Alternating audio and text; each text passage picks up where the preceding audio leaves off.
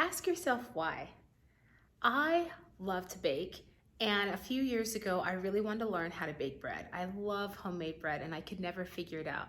I would try and fail, and I know that there's a science to baking, and I really wanted to learn and understand. So one of my good girlfriends at the time in North Carolina was really good at baking bread, and she decided that she would take time out of her day to teach me the science of baking.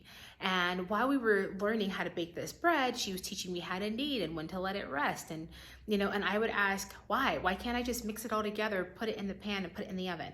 It should be done. I didn't understand the science behind it needs to rise. And then we, knead it again, let it rise a second time, and, then bake it at this temperature, with the cooling and everything.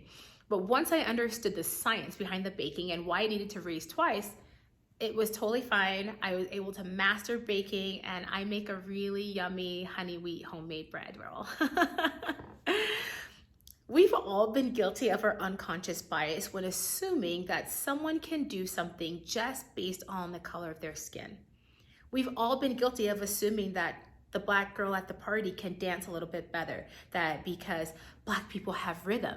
Or maybe we've been at a sporting event and we assume, oh, the Black kid on the team is going to be the fastest because Black people are always so fast.